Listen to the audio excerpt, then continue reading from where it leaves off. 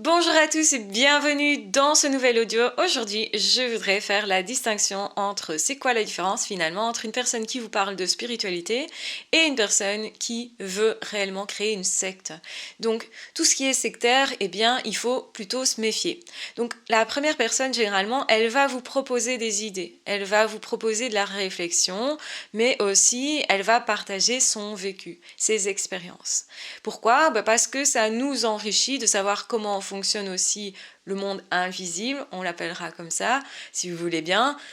Donc, c'est-à-dire que finalement, effectivement, nous avons tous à partager nos expériences, nous avons des vécus, effectivement, et ces vécus-là, eh bien, nous amènent à comprendre aussi comment fonctionne l'amour, la paix, le bien-être, etc. Et c'est ce qu'on vise finalement, c'est être bien avec soi, avec les autres, et quelque part aussi dépasser certains obstacles, certaines difficultés, peut-être certains mal-être aussi qui généralement vont de pair avec les difficultés. Donc ça, c'est plutôt parler de spiritualité. Donc la spiritualité peut nous aider comme la psycho nous aide.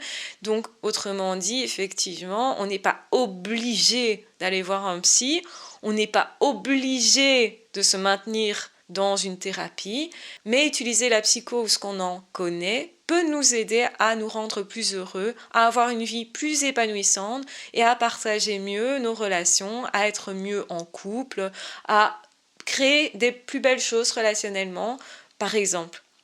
Et finalement, la spiritualité, c'est un petit peu la même chose.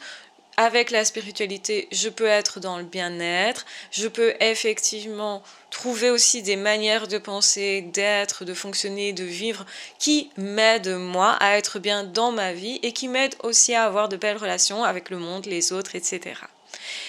Donc, ce qui est important, c'est de se dire, bah oui, effectivement, la spiritualité, la psycho, c'est pas une obligation. On n'est jamais obligé de quelque chose, mais c'est une proposition.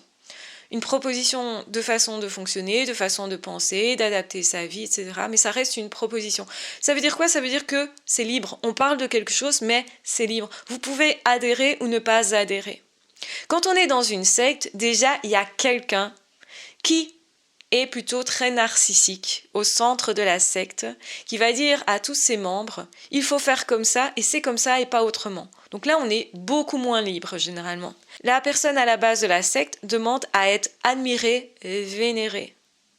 Or, là aussi, il y a quelque chose d'assez surprenant. Quand on est très narcissique, on se croit être plus grand que les autres. Or, au contraire, un vrai gourou, c'est quelqu'un qui explique ses galères, qui dit voilà, moi, ce que j'ai découvert, mais je ne connais pas tout. Mais je ne dois pas être admiré. Ce que vous devez admirer, c'est plus vous, c'est plus la création, c'est plus la vie, c'est plus un Dieu, mais pas moi, en gros.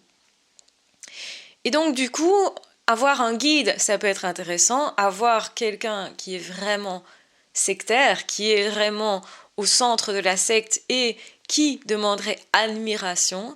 Et souvent, quand on utilise le terme gourou, c'est souvent comme ça qu'on peut se le représenter aussi. Sauf que là, on n'est plus dans quelque chose de bienveillant forcément. En tout cas, on n'est plus dans quelque chose de libre. Donc là, déjà, il y a un problème. Ça veut dire qu'on est déjà dans une forme de manipulation. Alors, elle peut être bienveillante, cette manipulation, mais elle peut aussi être très malveillante. Quand vous allez commencer à avoir des pensées qui vous rendent coupable de quelque chose, et du coup, ça déclenche une action chez vous qui va dans le sens, non pas dans votre sens, mais dans le sens du groupe ou dans le sens du gourou. Donc, qui sert quelqu'un, qui sert une cause, mais pas une cause qui est forcément juste pour vous. Ben là, effectivement, on est clairement dans une manipulation qui est malveillante. Quand vous êtes exploité dans vos pensées, dans votre temps, dans votre énergie, même par rapport à vos relations, on vous empêche de voir certaines personnes et on vous oblige peut-être à en voir d'autres. Et quand en plus on vient vraiment vous obliger à faire des choses qui vont à l'encontre de votre bien-être, bien entendu qu'on est dans une manipulation, on vous exploite peut-être même sexuellement, ou on vous exploite au niveau de votre corps, de votre temps de travail, de vos pensées, de votre liberté. Donc tout ça n'est pas du tout acceptable. Donc une secte, c'est vraiment ça. Ce qu'on fait ici, ça n'a rien à voir évidemment. C'est je propose une façon de penser. Vous adhérez, vous n'adhérez pas. Vous n'adhérez pas, vous ne revenez pas sur la chaîne et c'est ok. Vous y adhérez, ça vous aide à vivre. Peut-être que partiellement, c'est ok aussi. Vous prenez certaines idées, vous vous en rejetez d'autres. C'est tout à fait un choix. Mais ça n'est pas une secte, dans le sens où ça ne devrait jamais être une secte, nulle part. La spiritualité n'a rien à voir avec ça, justement. Et c'est très important de faire la distinction parce que, aussi, il faut savoir identifier qui me manipule quelque part. Et moi, mon travail, c'est ça. C'est faire de la prévention aussi, pas que de la prévention, mais c'est libérer les personnes qui seraient éventuellement sous emprise. Et mon travail psychologique, c'est ça. D'un point de vue psy, je fais ça beaucoup, puisque j'ai une chaîne sur les pervers narcissiques, si vous ne le savez pas, d'un point de vue psycho, qui s'appelle Tout sur les pervers narcissiques. Et j'ai aussi cette chaîne-ci qui va parler clairement plutôt du côté spirituel de la perversion narcissique et de la manipulation, mais d'un point de vue spirituel. Qu'est-ce qui se passe de l'autre côté ? Donc effectivement, il y a des forces qui s'affrontent, mais quand on est face à un gourou, on est face à un grand manipulateur, généralement un pervers narcissique qui est au centre de tout, ou une personne qui est psychopathe en tout cas, qui a un trouble antisocial, quelque chose de similaire avec ça. Donc c'est toujours néfaste, c'est toujours une personne toxique pour les autres, mais une personne qui a absolument besoin de se re-narcissiser, se revaloriser constamment. Donc il va chercher à avoir des personnes qui vont tous dans son sens, parce que ça rassure cette personne-là. On va remarquer que cette personne n'est jamais satisfaite, elle est toujours très exigeante, on va imposer des règles qui sont très rudes pour le corps, mais pour l'esprit aussi, et je pense que c'est contraire à l'amour, dans le sens où l'amour, c'est s'aimer soi aussi, c'est justement respecter son corps comme il a été créé. Donc nous avons des besoins de nourriture, de chaleur, nous avons des besoins en fait de réguler plein de choses au niveau physique, nous avons été conçus comme ça, c'est important d'écouter ce corps qui nous parle aussi, qui fait partie de la création, qui fait partie finalement de nous aussi.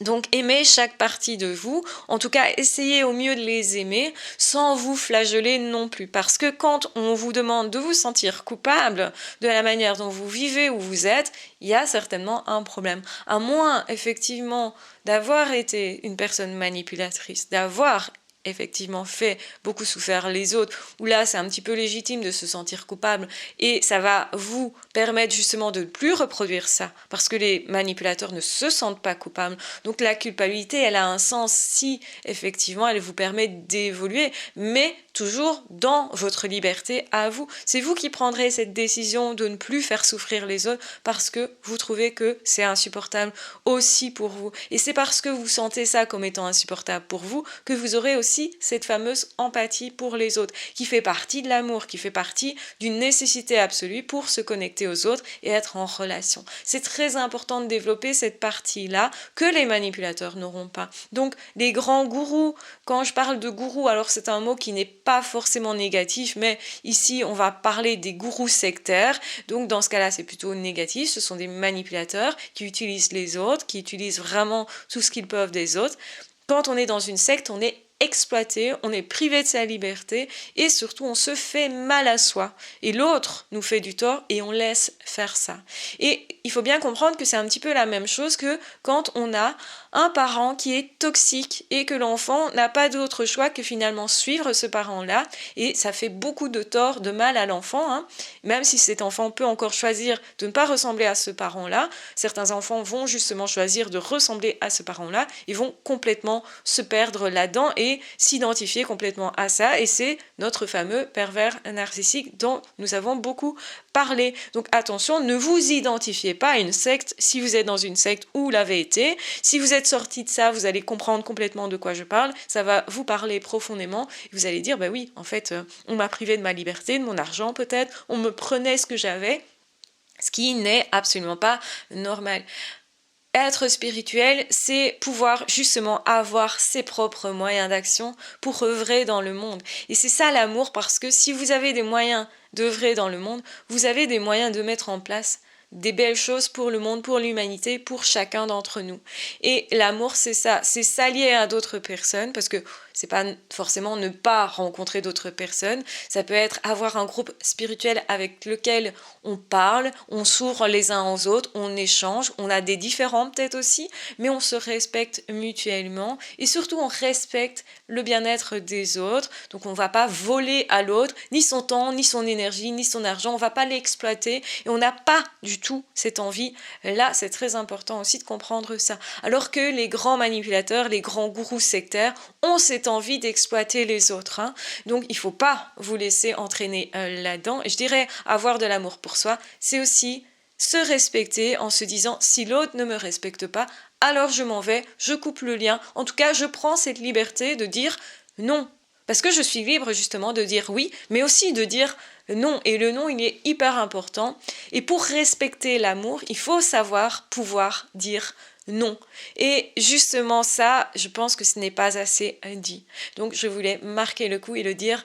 Voilà, j'espère en tout cas que ça vous aidera non seulement à vous guider sur votre chemin spirituel. Donc non, la spiritualité n'est pas mauvaise. Attention de ne pas jeter le bébé avec l'eau du bain, parce qu'il y a des personnes qui disent « Ah ok, tu parles un peu de spiritualité, donc ça devient une secte, ça devient en fait quelque chose de l'ordre de la manipulation. » Et donc ça, non, ça c'est ce qu'on refuse justement.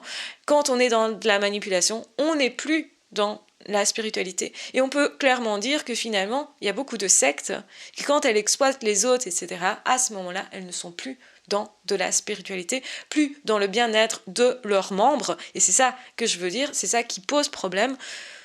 Un courant de pensée est un bon courant de pensée, on pourrait dire ça, quand effectivement ça aide à vivre chacun des membres. Ça aide à l'épanouissement de chacun. Ça aide au bien-être. Ça aide aussi à arriver à une paix intérieure qu'on va vouloir partager avec l'extérieur, en fait. Mais qui vient de soi quand même. Donc, il ne faut pas considérer que si on vous impose des règles, c'est normal. On n'a pas à vous imposer quoi que ce soit. Donc, ayez vos propres pensées.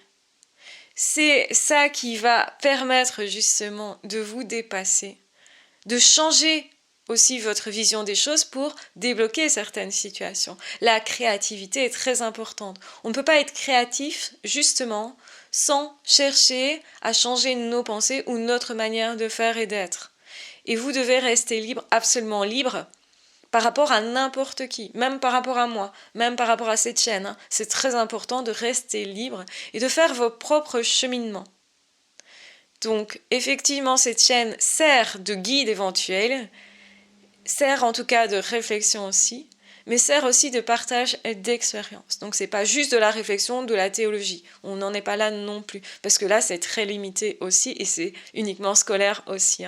Donc voilà, ce qu'on veut, c'est atteindre une paix, un bien-être, un équilibre, et on est en recherche de ça. Donc tout ce que je dis ne sera jamais parfait et c'est ok aussi comme ça, on évolue et j'espère en tout cas que ça vous aide simplement à vous épanouir, à être mieux dans vos vies, mais restez autonome parce que la spiritualité c'est une belle chose, mais justement si vous restez libre, si vous restez vous, si vous restez humain et si oui, vous ne vous imposez pas non plus absolument d'être tout le temps en train de vous aimer, alors que peut-être à ce moment-là, c'est plus compliqué pour vous d'y arriver. On ne s'impose pas les choses, on tend vers quelque chose, et là est toute la différence. Je vous embrasse bien fort, je vous aime très fort, prenez bien soin de vous, et on se retrouvera très vite dans d'autres audios ou dans d'autres vidéos. Ah, ciao, bye bye!